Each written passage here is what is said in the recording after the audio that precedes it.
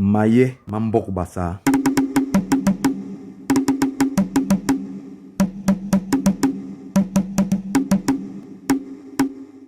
Modé, le chien enragé, se leva en grondant et dit à son père: Ne me parle plus pour la troisième fois.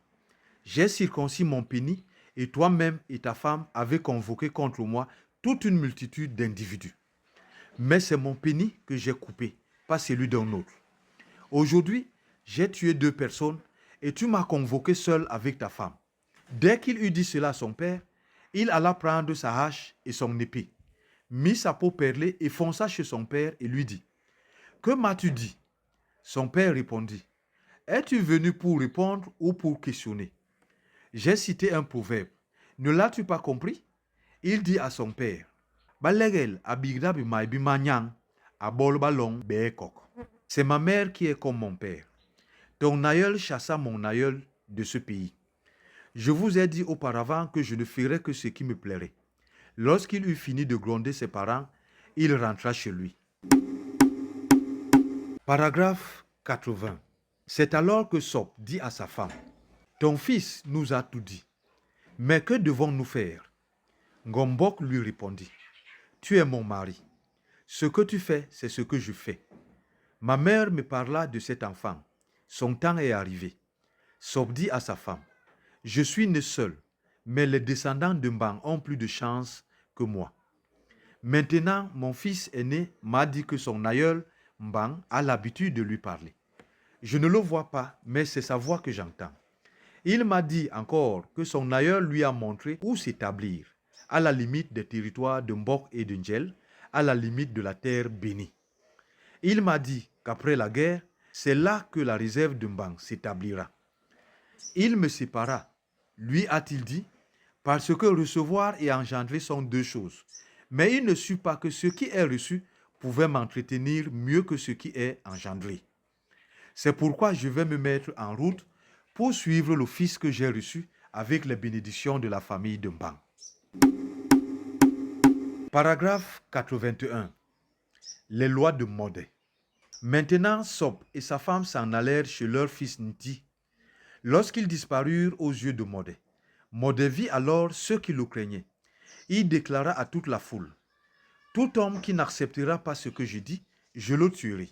La nourriture que vous offririez au carrefour et au liard, c'est à moi que vous l'offrirez. Toutes les fêtes des Bakougi se passeront chez moi.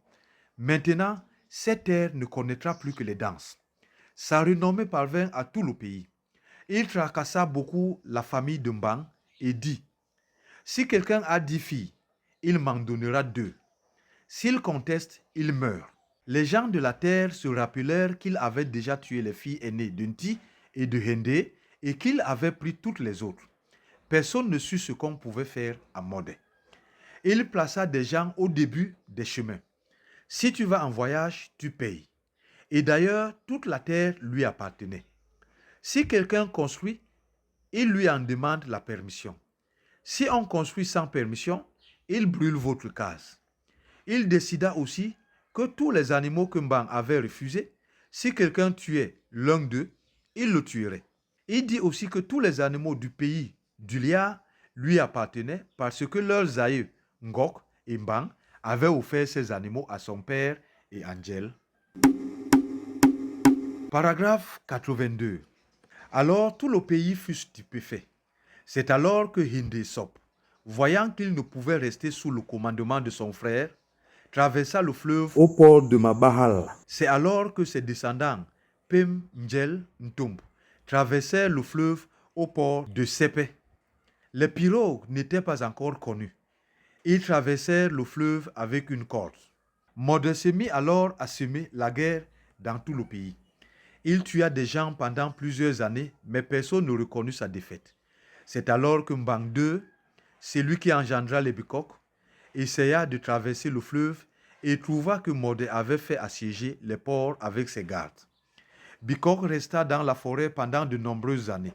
Lorsque la réserve de Mbang vit Bikok errer dans la forêt, elle lui fit traverser le fleuve avec ses gens et tous ses biens au port de Ndipbong.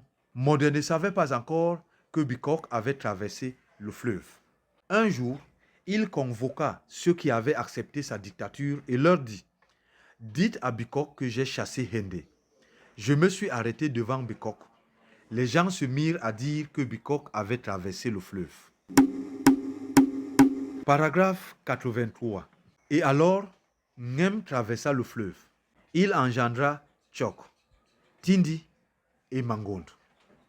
Mangonde eut une très nombreuse progéniture et ne put plus assister son père. C'est alors que son père traversa de nouveau le fleuve et retourna chez son fils aîné Ndjawe Ngem, qui épousa la fille de Balimis Bankol, Kiso. C'est cette femme qui enfanta Bakondok, Biko et Soya. Ngem mourut en pays Babimbi et on l'y enterra. Joy appela ses enfants et leur dit: les descendants de Mbang ont tous traversé le fleuve à cause des vexations de Modé.